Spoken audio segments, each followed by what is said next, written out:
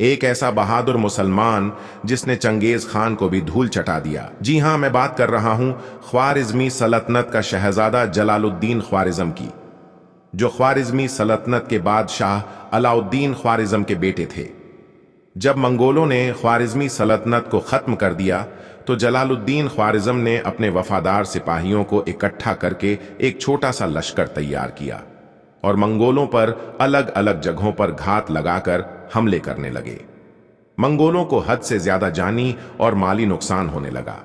जलालुद्दीन ख्वारिज़म के बढ़ते हमलों को देखते हुए चंगेज खान भी घबराने लगा। फिर एक वक्त वो भी आया कि जलालुद्दीन ख्वारिज़म ने अपना लश्कर को पहले से मजबूत और बड़ा कर लिए। फिर अफगानिस्तान के इलाके में मंगोलों और जलालुद्दीन ख्वारिज़म के बीच एक जंग हुई। 3 दिन की इस जंग में जलालुद्दीन ख्वारिज़म ने मंगोलों को बुरी तरह हराया। चंगेज खान के जिंदगी की ये पहली हार थी। इस शिकस्त के बाद चंगेज खान ने पूरी दुनिया को छोड़कर सिर्फ जलालुद्दीन ख्वारिज़म के पीछे पड़ गया।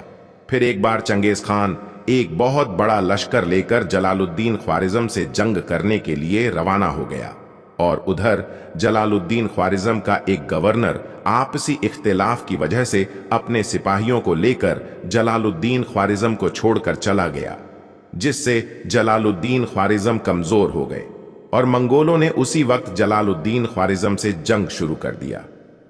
जलालुद्दीन ख्वारिज़म के तमाम फौजी शहीद हो गए और मंगोलों ने जलालुद्दीन ख्वारिज़म को तीनों तरफ से घेर लिया और जलालुद्दीन ख्वारिज़म के तुरंत पीछे ही सिंधु नदी थी। चंगेज खान मुस्कुराने लगा कि अब जलालुद्दीन ख्वारिज़म के पास अपनी जान बचाने का कोई रास्ता नहीं बचा।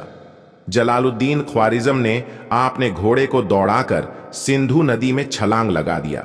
जलालुद्दीन ख्वारिज़म के पीछे मंगोलों ने भी नदी में छलांग लगाने की कोशिश किया, लेकिन चंगेज खान ने मंगोलों को नदी में छलांग लगाने से मना कर दिया।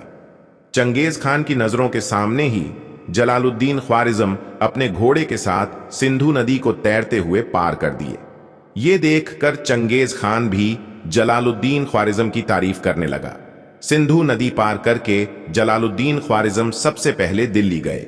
दिल्ली के सुल्तान इल्तुतमिश से चंगेज खान के खिलाफ जंग में मदद मांगे, लेकिन सुल्तान इल्तुतमिश ने इनकार कर दिया। तो जलालुद्दीन ख्वारिज़म दिल्ली से ईरान इराक होते हुए अनातोलिया यानी कि तुर्की पहुंच गए। उस वक्त तुर्की पर सल्जूक सल्तनत हुकूमत थी।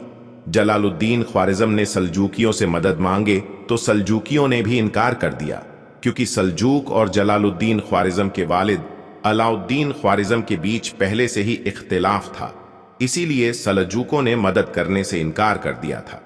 जलालुद्दीन ख्वारिज़म अक्सर लोगों से यही बात कहा करते थे कि मैं एक बहुत बड़ी जंग करने की तैयारी कर रहा हूं, लेकिन अफसोस की बात है कि हर कोई जलालुद्दीन ख्वारिज़म से इत्तेहाद करने को इनकार कर दिया करता था।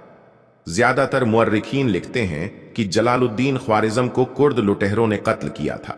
इस्लामी दुनिया का ये बहादुर मुजाहिद सिर्फ 32 साल की उम्र में हमारी इस दुनिया से रुखसत हो गया